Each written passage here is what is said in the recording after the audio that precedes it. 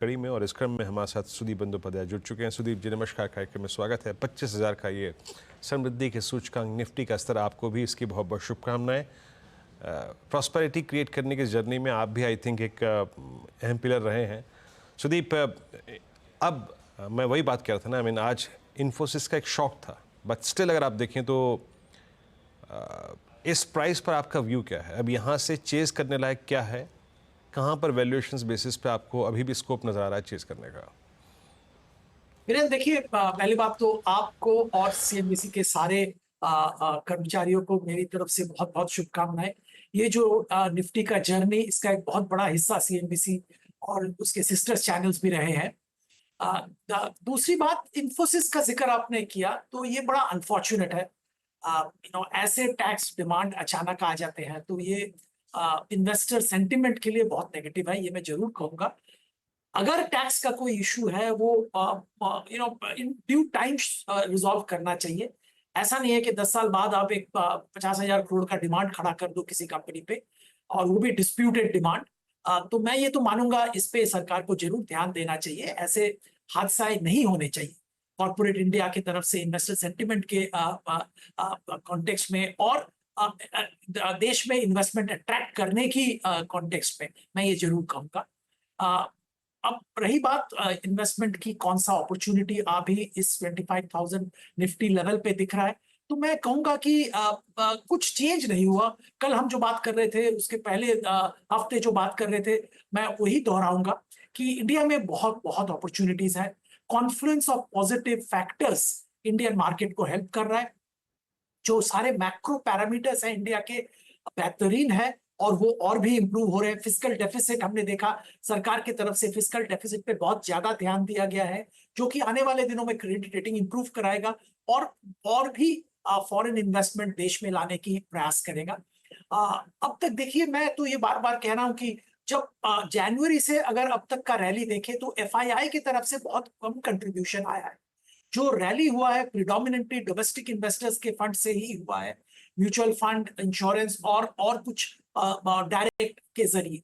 तो एफआईआई का पैसा इंडिया में जरूर आएगा इस साल, अगले साल, और ये आता रहेगा, और ये मार्केट को एक नया लेवल जरूर दिखाएगा। इसके साथ साथ मैं ये भी कहूंगा कि डोमेस्टिक मनी भी एक बहुत जबरदस्त तरीके से मार्केट में आ रहा है। जैसे हम जानते हैं 21-22 हजार करोड़ का एसआईपी के जरिए आता है, इसके अलावा बहुत पैसा डायरेक्टली आता है। तो एक कॉन्फ्लुएंस ऑफ पॉजिटिव फैक्टर्स और लिक्विडिटी इंडियन मार्केट्स को आने वाले दिनों में भी ऊपर ले जाएगा। बीच बीच में थोड़ा वोलेटिलिटी, थोड़ा कोर्स करेक्शन वो आएगा, और वो आना जरूरी भी है मार्केट के हेल्थ के लिए। स्पेसिफिक सेक्टर्स की बात करें तो हम लोग पावर सेक्टर पे अभी भी बहुत बुलिश है, और इस सेक्टर का दिग्गज कंपनी एनटीपीसी में खरीदारी की सलाह अभी भी दे रहे हैं। हम लोगों को लगता है कि 1 साल प्लस का नजरिया से एनटीपीसी में खरीदारी की जा सकती है। इसके अलावा एफएमसीजी में भी हमारा व्यू पॉजिटिव है। रूरल जो रिकवरी वो चालू हो गया है। ये सारे नंबर्स जो आ रहे हैं, जैसे कोलगेट के नंबर्स हमने देखे, इससे साफ है कि रूरल डिमांड वापस आ रहा है, और इसका बेनिफिट रूरल फोकस्ड जो कंपनीज हैं उनको मिलेगा। जैसे एचयूएल का मैं जिक्र करूंगा, डाबर का जिक्र करूंगा, हीरो मोटोकॉर्प का जिक्र करूंगा, और भी बहुत सारे सेक्टर्स में ऐसे रूरल फोकस्ड कंपनीज हैं। इसके साथ साथ ट्रैक्टर्स, जहां पे एमएनएम दिग्गज प्लेयर है, वहां पे भी इतना बड़ा रिकवरी अभी तक देखने को नहीं मिला है, पर मॉनसून अच्छा होने के बाद शायद वो वहां पे भी रिकवरी दिखेगी और महिंद्रा महिंद्रा को और ऊपर लेवल पे ले जाने में सहायता करेगी। करंट लेवल पे जब तक ट्रैक्टर रिकवरी नहीं आ रहा है, तब तक एमएनएम का ऊपर जाना मुश्किल है, पर ट्रैक्टर वॉल्यूम्स में रिकवरी आने के साथ साथ ये इस लेवल से ऊपर जाना इसके लिए संभव होगा।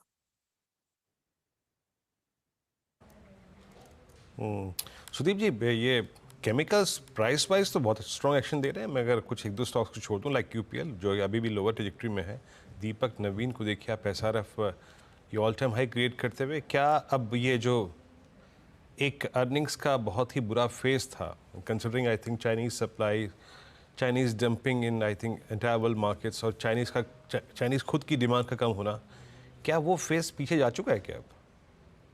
जी, बहुत हद तक ये फेज पीछे जा चुका है। जैसे आपने जिक्र किया, चाइनीज जो डंपिंग था वो कुछ हद तक बंद हुआ है, और चाइना में लोकल डिमांड भी वापस आ रहा है, तो ये एक बहुत बड़ा हेल्प है। इसके अलावा जो फंडामेंटल स्टोरी था इस सेक्टर के लिए, चाइना प्लस वन, वो स्टोरी बरकरार है और वहां पे बहुत जबरदस्त कामकाज चल रहा है। एक देखिए दिक्कत कहाँ आता है कि इंडिया के ज्यादातर जो केमिकल स्पेशलिटी केमिकल्स कंपनी थे, ये कमोडिटी केमिकल्स में थे। ये कोई स्पेशलाइजेशन ऐसा कुछ नहीं था।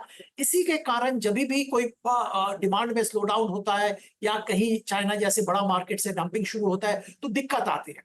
पर आने वाले दिनों में मैं ये मानता हूं कि इस सेक्टर और भी बेहतर प्रदर्शन करेगा। और आपने यूपीएल का जिक्र किया, हम लोग तो यूपीएल में खरीदारी की सलाह दे रहे हैं फॉर एग्रेसिव इन्वेस्टर्स। देखिए यूपीएल दुनिया का 5th लार्जेस्ट एग्रोकेमिकल कंपनी है। कोने कोने में दुनिया के पर्टिकुलरली साउथ अमेरिका और यूरोप यूएस में इनका बिजनेस फैला हुआ है और कामकाज भी ठीक ठाक चल रहा है। हम लोग उम्मीद करते हैं कि डिमांड रिकवरी के साथ साथ यूपीएल का प्रदर्शन भी अच्छा होगा। तो थोड़ा अगर आप एग्रेसिव इन्वेस्टर हैं, यूपीएल खरीदने का शायद यही सही समय है। अच्छा सुदीप जी, एक प्रश्न और पूछूंगा। इस पूरे मूव में अभी आप हॉर्मोज को सुन भी रहे थे कि 24 से 25 के सफ़र में बैंक्स बैकफुट पे रहे, और एज ऑफ नाउ भी मैं बात जब कर रहा हूँ तो बैंक्स बहुत बड़ा एक सब्सटेंशियल थ्रस्ट जनरेट नहीं कर पा रहे हैं। और इस अंडर परफॉर्मेंस के पीछे मेरे ख्याल से इस बार की नंबर्स में कुछ concerns regarding I think NIMs and specially dip in CASA, cost of deposits का बढ़ना, further hike by I think banks जो किया गया है डिपॉजिट रेट्स को। क्या अभी बैंक्स को इस रैली में पार्टिसिपेट करने में वक्त लगेगा क्या?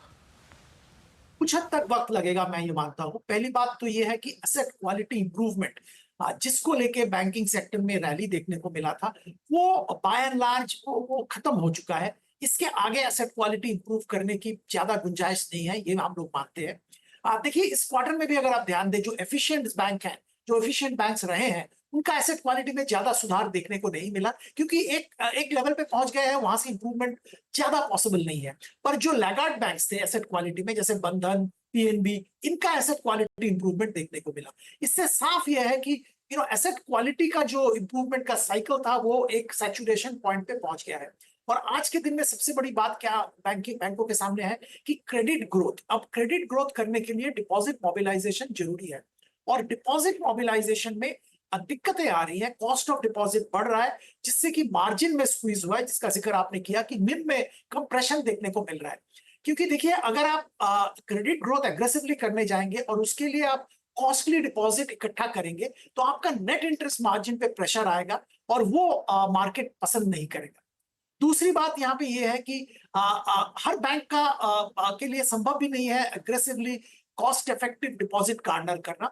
इसीलिए हम लोग मानते हैं कि जो प्राइवेट सेक्टर है, कुछ पब्लिक सेक्टर बैंक्स भी हैं जिनका नेटवर्क बहुत अच्छा है, उनके लिए शायद अपॉर्चुनिटी सामने वाले आएगा आने वाले दिनों में, क्योंकि उनके लिए deposit mobilisation, particularly CASA mobilisation which is low cost, वो पॉसिबल होगा।